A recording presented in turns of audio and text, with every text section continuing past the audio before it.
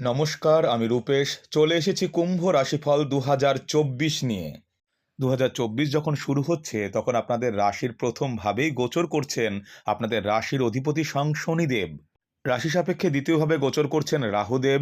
রাশির তৃতীয়ভাবে গোচর করছেন দেবগুরু বৃহস্পতি। রাশি সাপেক্ষে অষ্টম ভাবে রয়েছেন কেতুদেব।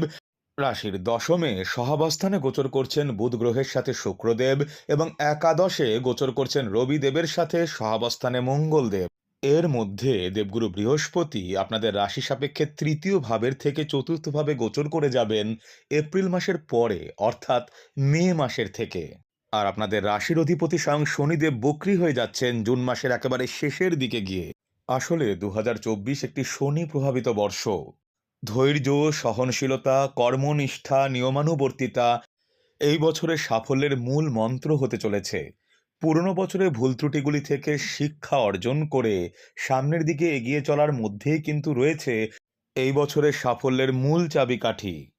গ্রহগত অবস্থান ও গোচরের নিরিখে কেমন যেতে চলেছে ২০২৪ সালে আপনাদের স্বাস্থ্য, শিক্ষা, কর্মক্ষেত্র, ব্যবসা, প্রেম ও বৈবাহিক জীবন এবং সামাজিক জীবন জানতে গেলে আজকের আলোচনাটি শেষ পর্যন্ত মন দিয়ে দেখুন, আর ভালো লাগলে অবশ্যই লাইক করুন, শেয়ার করুন, অন্যকে দেখবার সুযোগ করে দিন। আর আপনি যদি এই চ্যানেলে নতুন হন তাহলে অবশ্যই চ্যানেলটিকে সাবস্ক্রাইব করুন, কারণ আপনাদের প্রত্যেকটি সাবস্ক্রিপশন আমাকে গভীরভাবে অনুপ্রাণিত করে তোলে নতুন নতুন টপিক আপনাদের সামনে উপস্থাপিত করবার জন্য। আর নিচে থাকা বেল আইকনটিকে প্রেস করে অবশ্যই অল নোটিফিকেশনটিকেও অন করে দিন, যাতে করে এই চ্যানেলে নতুন কোনো ভিডিও এলে সবার আগে ভিডিওটি আপনার সামনেই উপস্থাপিত হতে পারে। আর মনে করে নিজের কমেন্ট বক্সে নিজের মূল্যবান কমেন্টটিও জানান, কারণ আপনাদের কমেন্ট আমাকে গভীরভাবে উদ্বুদ্ধ করে তোলে। তাহলে চলুন দেখে নি কুম্ভ রাশিফল ২০২৪। প্রথমেই দেখে নি এই বছর আপনাদের স্বাস্থ্যভাবের দিকটি কেমন থাকতে চলেছে।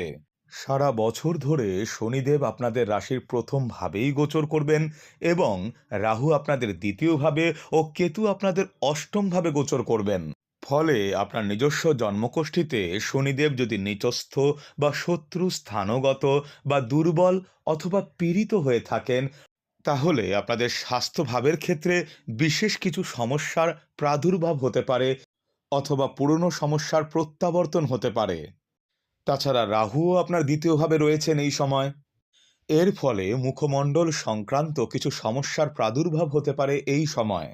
বিশেষত চোখের কোনো সমস্যার সৃষ্টি হতে পারে এই সময়কালে। এই বিষয়ে বিশেষ সতর্ক দৃষ্টি রাখবেন।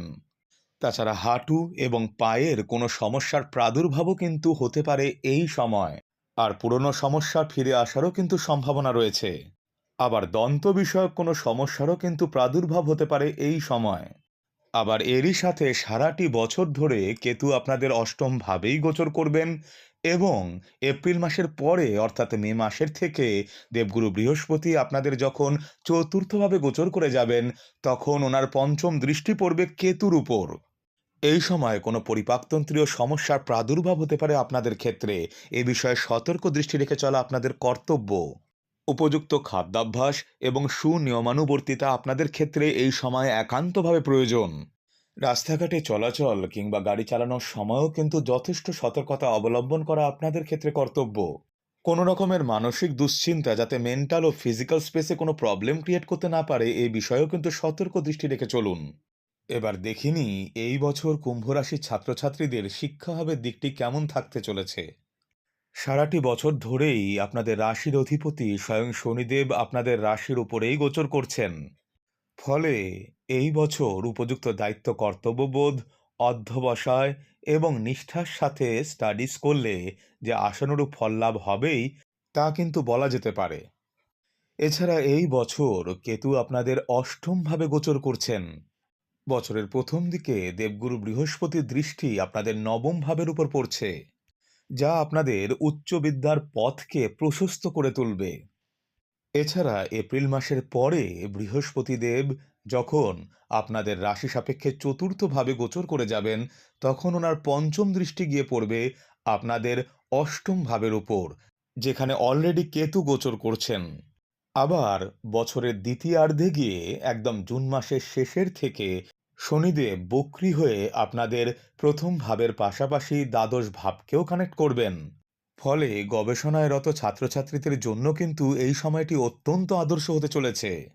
শুধু তাই নয়, যেসব ছাত্রছাত্রী দীর্ঘদিন ধরে চাইছিলেন বিদেশে গিয়ে নিজেদের উচ্চ শিক্ষা এবং গবেষণার কাজকে আরেকটু এগিয়ে নিয়ে যেতে, আপনারা যদি এই টাইমটিকে প্রপারলি ইউটিলাইজ এবং কানেক্ট করতে পারেন, তাহলে আপনাদের জন্য কিন্তু অত্যন্ত শুভযোগ সূচিত হতে চলেছে এই সময়ে। Technical sector, microbiology, biotechnology, chartered accountancy সেক্টরের সাথে যুক্ত ছাত্রছাত্রীদের ক্ষেত্রে কিন্তু সময়টি বিশেষভাবে শুভপ্রদ হতে চলেছে। এবার দেখিনি এই বছর আপনাদের কর্মক্ষেত্রে এবং ব্যবসায়িক ক্ষেত্রের দিকটি কেমন থাকতে চলেছে।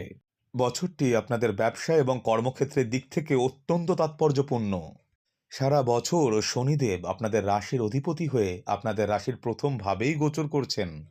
বছরের শুরুতে দেবগুরু বৃহস্পতি আপনাদের রাশির তৃতীয় ভাবে গোচর করছেন এবং ওনার উপর থাকছে আপনাদের রাশির অধিপতি শনিদেবের তৃতীয় দৃষ্টি। শুধু তাই নয়, এই সময় দেবগুরু বৃহস্পতির পঞ্চম দৃষ্টি গিয়ে পড়ছে আপনাদের রাশি সাপেক্ষে সপ্তম ভাবের উপর। সপ্তম ভাবের উপর থাকছে দেবগুরু বৃহস্পতি এবং আপনাদের রাশির অধিপতি শনিদেবের যুগ্ম দৃষ্টি। এর ফলে যেসব জাতজাতিকা দীর্ঘদিন ধরে চাইছিলেন নতুন কোনো কাজ শুরু করবার, আপনাদের জন্য কিন্তু সময়টি অত্যন্ত আদর্শ হতে চলেছে।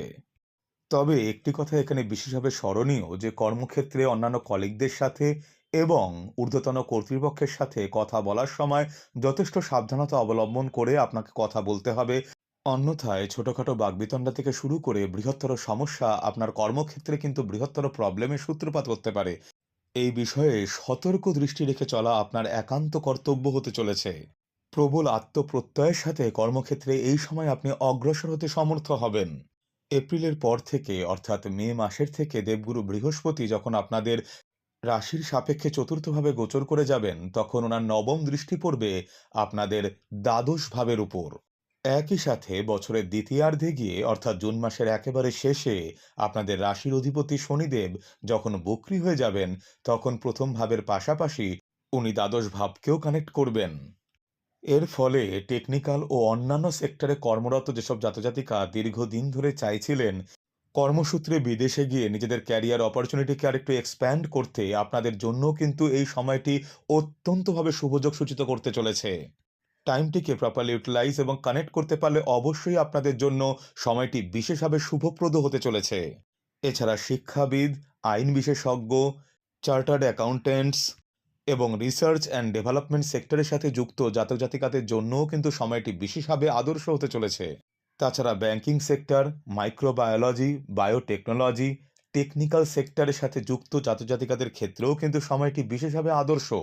যেহেতু শনির ৭.৫-এর সেকেন্ড ফেজের মধ্যে দিয়ে আপনারা এই সময় অতিবাহিত করছেন, সেই জন্য কর্মক্ষেত্র ও জীবনের অন্যান্য ক্ষেত্রে প্রবল পরিশ্রমের মধ্যে দিয়ে গেলেও ধৈর্য, সহনশীলতা, কর্তব্যনিষ্ঠা, দায়িত্ব কর্তব্যবোধ, নিয়মানুবর্তিতার মাধ্যমে আপনি আপনার কর্তব্যকে সঠিকভাবে পালন করতে পারলে অবশ্যই কিন্তু আপনি আপনার পরিশ্রমের সঠিক মর্যাদা এবং সম্মান অর্জন করতে সক্ষম হবেন।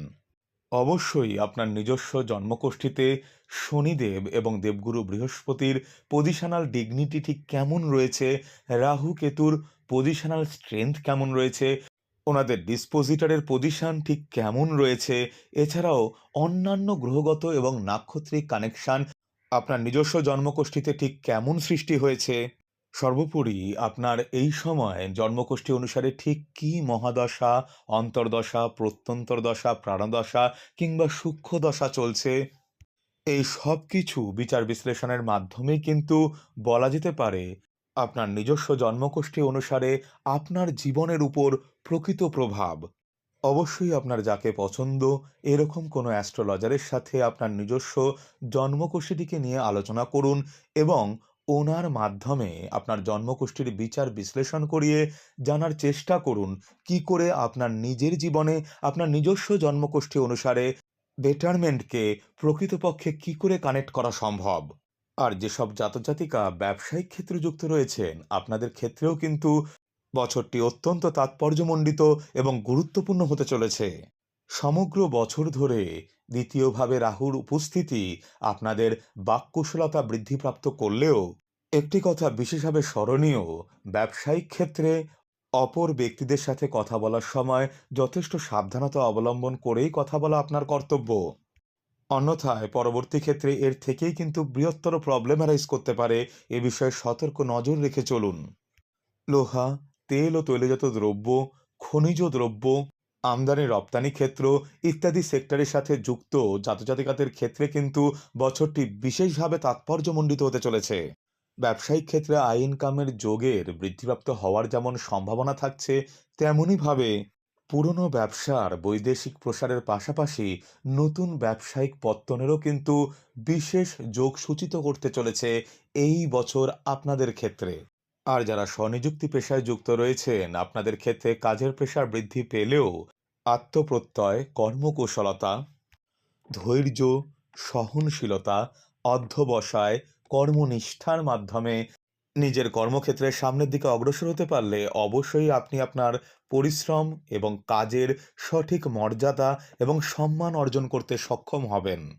এবার দেখিনি এই বছর আপনাদের প্রেমজ ও বৈবাহিক সম্পর্কের দিকটি কেমন থাকতে চলেছে। প্রেমজ সম্পর্কের ক্ষেত্রে বছরটি বিশেষভাবে তাৎপর্যপূর্ণ হতে চলেছে আপনাদের ক্ষেত্রে। উপযুক্ত রেসপন্সিবিলিটি এবং দায়িত্ব কর্তব্যবোধের সাথে সম্পর্ককে সামনে এগিয়ে নিয়ে যেতে পারলে অবশ্যই কিন্তু সম্পর্কের মাধুর্য বহুগুণ বৃদ্ধি পেতে চলেছে এই বছর আপনাদের ক্ষেত্রে।